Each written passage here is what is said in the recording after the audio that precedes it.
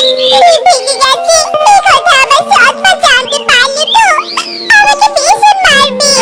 কেঁদো নে মা, কেঁদো নে। আমাদের কারণে তোমার এত বড় ক্ষতি হয়েছে। আমি তোমাকে নতুন করে ডিম কিনে দিব। মা, না না, তার কোনো প্রয়োজন নেই। এতে আপনাদের কোনো দোষ নেই, সব দোষ আমার। আমি অমনোযোগী হয়ে হাঁটছিলাম, তাই তো এমনটা হয়েছে। প্রয়োজনে আমি সৎ মায়ের হাতে মার খাবো, তবু অকারণে আপনাদের থেকে ক্ষতিপূরণ নিব না। দেখেছিস বাবা, এটা কত ভালো। অসহায় হলেও ওর আত্মসম্মান বোধ দেখছি অনেক বেশি। তুমি ঠিক কথাই বলেছো মা, সত্যি মেয়েটার মন অনেক ভালো। শিফার এমন নমনীয় ব্যবহার রেশমার ভীষণ পছন্দ হয়। আর কিছুদিন পরে রেশমা শিফা শিয়ালিনীকে তার ছেলের বউ বানিয়ে ঘরে নিয়ে আসে।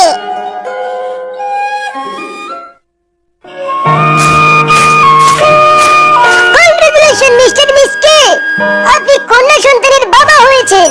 ভাই দেখি দেখি, আমার নাতনি মুখখানা একবার দেখি তো।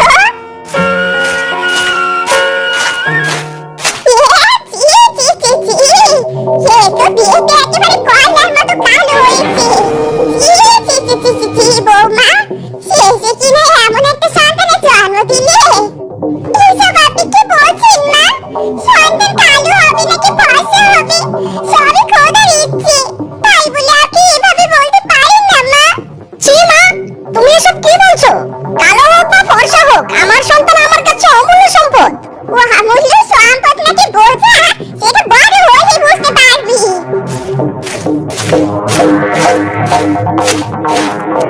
মিস্টার মিসকে, আপনার স্ত্রী এখন পুরোপুরি সুস্থ। আপনি আজই আপনার সন্তানের স্ত্রীকে বাড়ি নিয়ে যেতে পারবেন।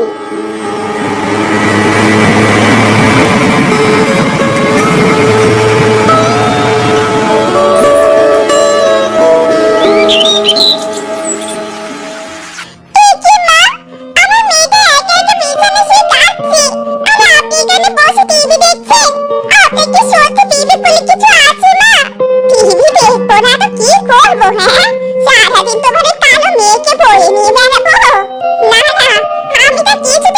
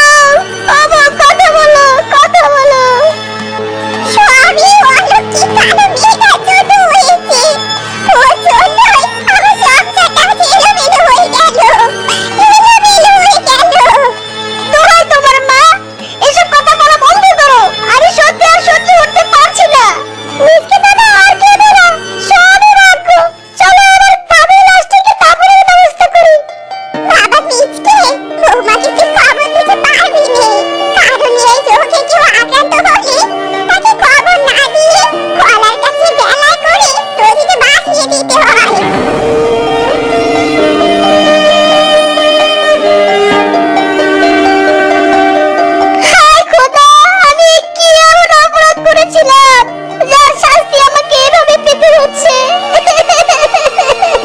আমার কলিজাটা যে ছিঁড়ে যাচ্ছে।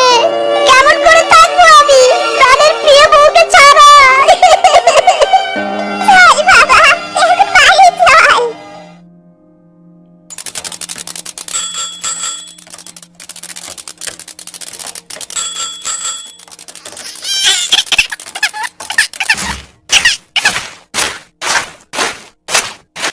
ইস, কি অবস্থা!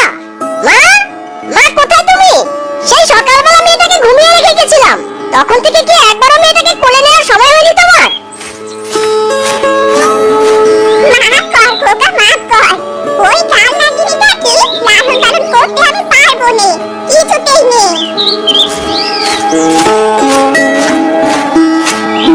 না, এভাবে চললে তো আমার মেয়েটা ঠিকভাবে বেড়ে উঠতে পারবে না। সারাদিন আমি রিক্সা চালাই, মেয়েটার ঠিক মতো যত্ন নিতে পারি না। মেয়েটার জন্য নতুন মা নিয়ে আসতে হবে। আমাকে ক্ষমা করে দিও শেফা, তোমার মেয়েকে বড় করতে আমাকে যে আর একটা বিয়ে করতে হবে।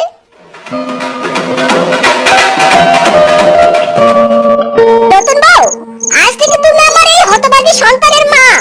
কথা দাও, কখনো আমার মেয়ের উপর অন্যায় করবে না, সর্বদা ওকে নিজের মেয়ের মতো লালন পালন করবে। ওগো, তুমি কোনো চিন্তা করোনি, আজ থেকে টুম্পা আমার নিজের মেয়ে। আমি তোমায় ছুঁয়ে কথা দিচ্ছি গো, আমি আমার সবটুকু আদর ভালোবাসা দিয়ে টুম্পাকে বড় করব। ওর প্রতি যেন আমার ভালোবাসা না কমে, সেজন্য আমি নিজের কোনো সন্তান গর্ভে ধারণ করব না গো। সত্যি রূপা, তোমার মন অনেক বড়। আমার মেয়ের দায়িত্ব তোমাকে দিয়ে আমি আজ শান্তি পেলাম গো, বড্ড শান্তি পেলাম।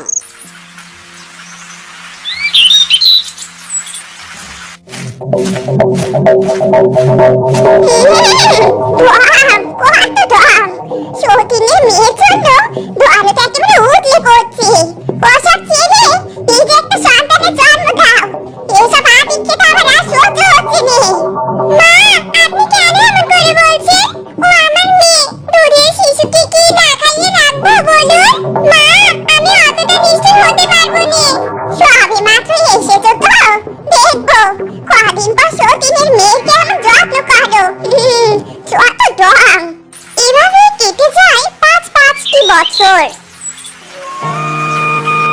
মা টুম্পা, ছোটাছুটি না করে তাড়াতাড়ি খেয়ে নে বলছি, ওদিকে যে স্কুলে দেরি হয়ে যাচ্ছে তোর।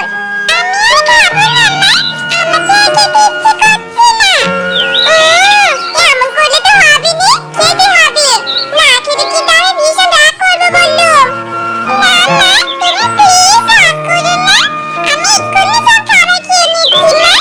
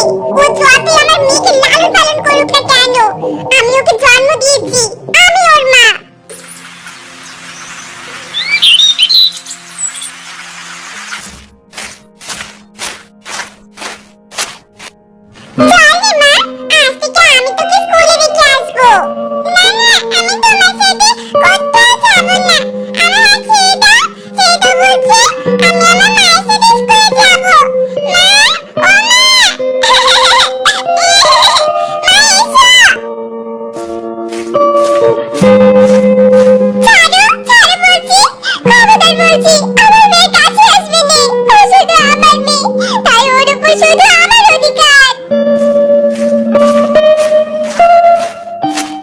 আরে মা, আমি তোকে খাইয়ে দিই।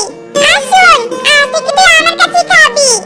না না, আমি তোমার কাছে খাবো না, আমি আমার মায়ের কাছে খাবো।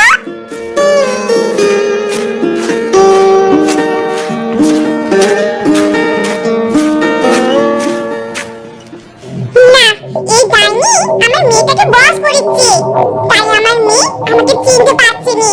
আমার মেয়েকে কাছে পেতে যা করতে হয় আমি তাই করব।